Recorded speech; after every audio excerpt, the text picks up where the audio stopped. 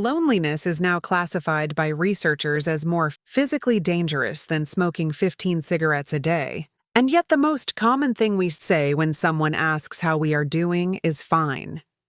The first lie we tell ourselves is that today is going to be different. We wake up and promise that this will be the afternoon we finally break the cycle. We tell our reflection that we will go for that walk or call that old friend, or finally start that project that makes us feel alive. We use this lie as a temporary shot of dopamine to get through the shower and the morning commute. It creates a false horizon of productivity that masks the reality of our stagnant routines. By convincing ourselves that change is just 12 hours away, we avoid the painful work of actually changing anything in this very moment. It is a survival mechanism that keeps us functional while our hearts remain tucked away in a drawer. The second lie is that everybody else has it figured out. We scroll through feeds and see smiling faces at dinner parties or couples walking through parks, and we tell ourselves that we are the only ones missing the secret manual for happiness. This lie is particularly dangerous because it fuels the shame of our loneliness. When you believe your isolation is unique, you start to see it as a personal punishment rather than a widespread systemic issue. We look at the highlights of strangers and use them as a hammer to bruise our own self-esteem. The truth is that many of those people in the photos are also telling themselves lies just to get out of their cars and walk into that social event. Everyone is wearing a mask, but we only see our own mask from the inside. The third lie we lean on is the idea that we are better off alone. This is a defensive wall we build to protect ourselves from the stinging rejection of trying to connect. We tell ourselves that other people are too much work, or that we prefer our own company because it is safer.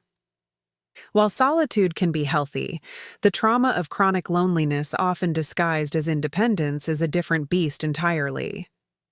We convince ourselves that we do not need human touch or deep conversation because the alternative is admitting how much it hurts to go days without a meaningful interaction. This lie keeps us safe, but it also keeps us starving for the very thing that makes life worth continuing. The fourth thing we say is that we will deal with our feelings when we have more time. We treat our emotional trauma like a bill that can be paid later with interest. We tell ourselves that once the workday is over, or once the weekend arrives, we will finally sit down and process the emptiness we feel. But when the time actually comes, we distract ourselves with noise and screens because the silence is too terrifying. We keep moving at a frantic pace because if we stop for even a second, the weight of our solitude might actually crush us. This lie allows us to treat our mental health as a secondary priority to our external obligations. The final lie is perhaps the most significant, which is the belief that this feeling is permanent. When you are in the thick of a lonely season, it feels like the weather will never change. We tell ourselves that this is just who we are now, and that we have lost the ability to belong. This lie robs us of our agency and makes the future look like a long gray hallway with no exits. The trauma of loneliness convinced us that we are unlovable and that the bridges to the rest of the world have all been burned down. But that is just the exhaustion talking.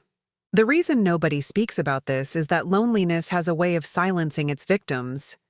It makes you feel like your voice does not matter, or that your struggle is too pathetic to share. We continue with our lives by stacking these 5 lies on top of each other until they form a ladder high enough to climb out of the pit of our beds. But acknowledging the deception is the first step toward actual healing. You are not the only person staring at the ceiling, and you are not broken for feeling like the world is moving on without you.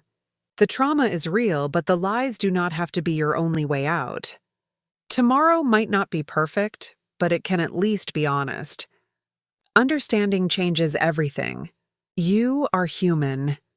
Now you know what is happening, and that means you have the power to make different choices, like baby steps. So, what is one thing you can do differently starting today? Drop it in the comments. I want to see it.